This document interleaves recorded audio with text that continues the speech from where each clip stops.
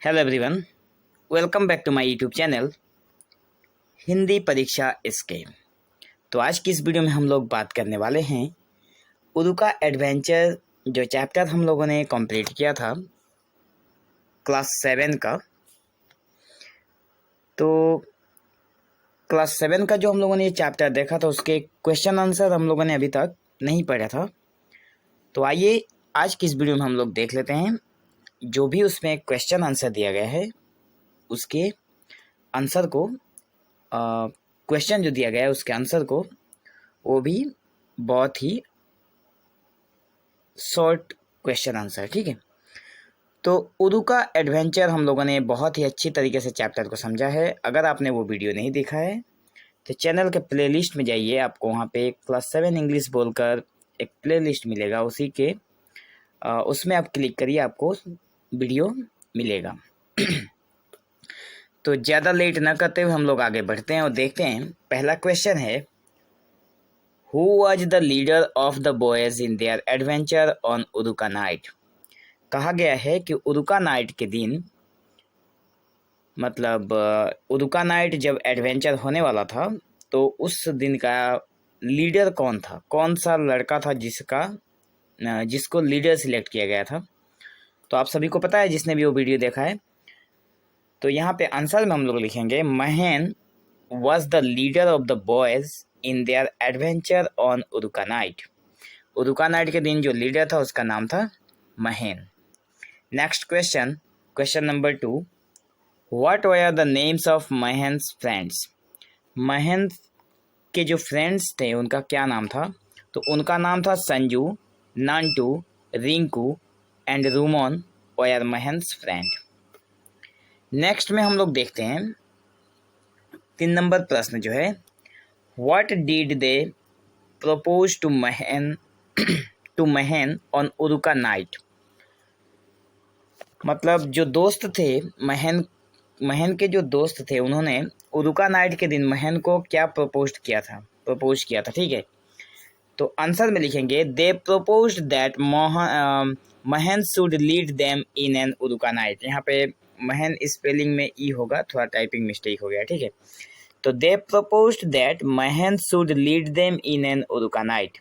मतलब सारे दोस्तों ने मिलकर ये डिसाइड किया था कि महन जो है वो उरुका नाइट के दिन सबको लीड करने वाला है, मतलब उन सब का लीडर महन को सिलेक्ट किया गया था।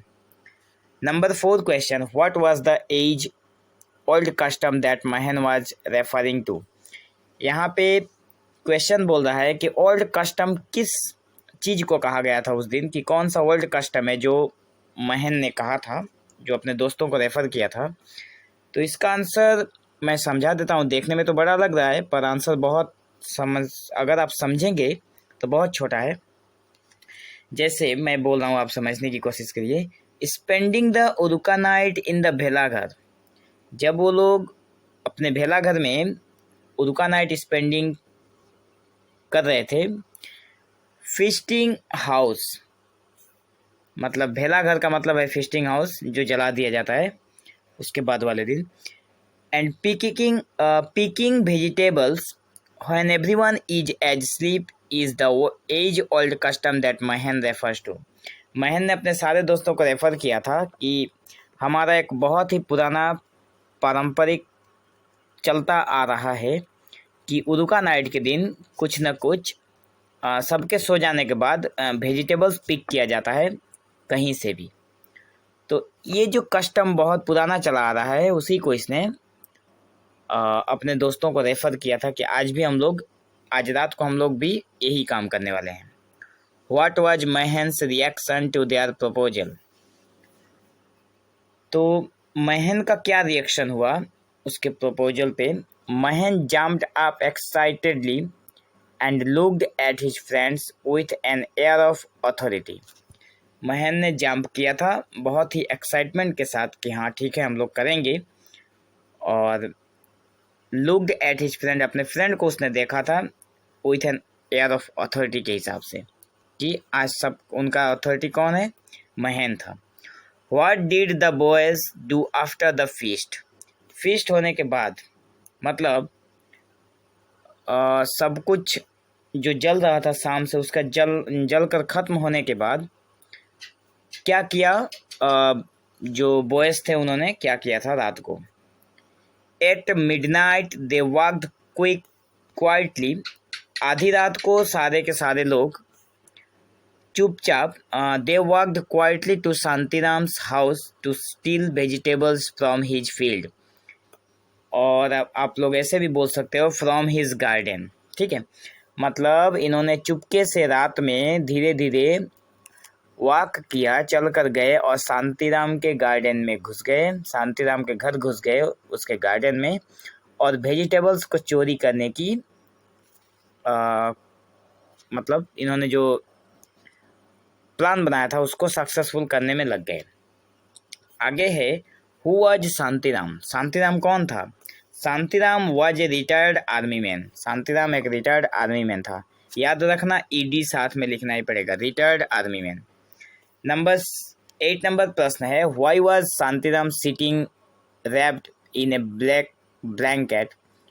यहाँ पे 2 क्वेश्चन है। ठीक है, 8 नंबर जो प्रश्न है उसमें 2 क्वेश्चन है। एक क्वेश्चन यहाँ पे ख़त्म हो गया और दूसरा यहाँ से यहाँ तक स्टार्ट हो रहा है, इसलिए इसका आंसर भी एक यहाँ से है और एक यहाँ से यहाँ तक है।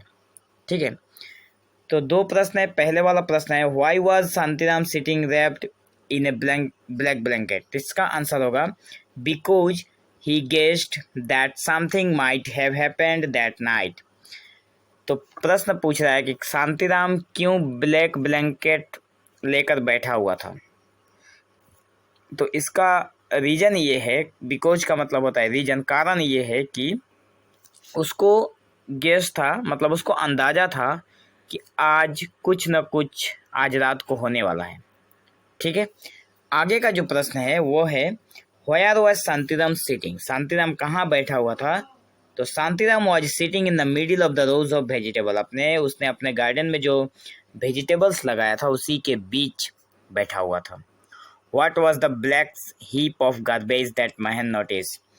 महन ने क्या नोटिस किया था ब्लैक हीप ऑफ गार्बेज देखकर? तो इसका आंसर बहुत शॉर्ट में है, the black heap of garbage that Mahan noticed was Shantiram who was sitting in his garden.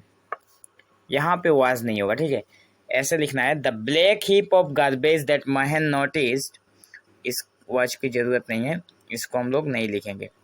Noticed Shantiram who was sitting in his garden. मैंने नोटिस किया था कि यहाँ पे कुछ न कुछ बैठा हुआ है या फिर कुछ न कुछ ऐसी गार्बेज जैसी चीज़ें रखी हुई है। ठीक है, 10 नंबर प्रश्न है what made the night appear more hunting. उस रात को जब वो लोग गार्डन में पहुंचे थे तब उनको मतलब कैसा फील हुआ था आधी रात को, वही बात पूछ रहा है हंटिंग करते वक्त। ठीक है ना, तो द नाइट जार आंसर में लिखेंगे the nightjar a small pieces of species of owl. ठीक है, ए स्मॉल स्पेसेस ऑफ ओल, ओल का एक टुकड़ा था जिसको हम लोग नाइट जार बोलते हैं, was screeching early at regular intervals, it made the atmosphere all the more hunting. मतलब उस रात को बहुत ही डरावनी साउंड निकल रही थी क्योंकि जनवरी का मंथ था और बहुत ठंड भी लग रहा था। ठीक है ना, इसलिए उन्हें गर्म कपड़े की ज़रूरत थी, तो जिसने उस वक्त के एटमॉस्फेयर को, आबो हवा को, मतलब उस समय को एक डरावनी जैसा बना दिया था। बस वही बात लिखना है। आगे देखें, why did the boys run away from the garden. Garden से बच्चे क्यों भाग खड़े हुए? आंसर है इन फियर ऑफ घोस्ट। भूत के डर के कारण, उन्हें लगा कि भूत अचानक से आ गया है। The boys run away from the garden, garden से भाग निकले। 12 नंबर प्रश्न है what happened when the boys were about to pick the vegetables. क्या हुआ जब बच्चे वेजिटेबल्स पिक करने वाले थे, जैसे ही अपने हाथ में लेने वाले थे वेजिटेबल्स को, उस समय क्या घटना घटी? तो आंसर लिखेंगे the boys stretched their hands to pick the vegetables. जैसे ही उन्होंने अपना हाथ बढ़ाया वेजिटेबल्स को, साग सब्जी को उठाने के लिए, and suddenly the black heap jerked up. जो ब्लैक हीप इतने समय से महन देख रहा था वो अचानक उठ खड़ा हुआ। And dashes towards them with great speed. जितने सारे लोग वो धराशायी हो गए, डर गए और उनके शरीर में एक अचानक सी ग्रेट स्पीड आई जो वहां से दौड़कर निकलकर भाग गए। 13 नंबर प्रश्न है और ये अंतिम प्रश्न है इस चैप्टर का। Who did the boys think chased him. बच्चों ने क्या सोचा कि उनका कौन पीछा कर रहा है। ठीक है, इसके आंसर में हम लोग लिखेंगे the boys thought that they were chased by the ghost. बच्चों ने सोचा कि भूत उनका पीछा करना स्टार्ट कर दिया है। ठीक है, तो ये रहा 13 नंबर प्रश्न और टोटल 13 क्वेश्चन दिए गए हैं उरुका एडवेंचर चैप्टर के बैक साइड में।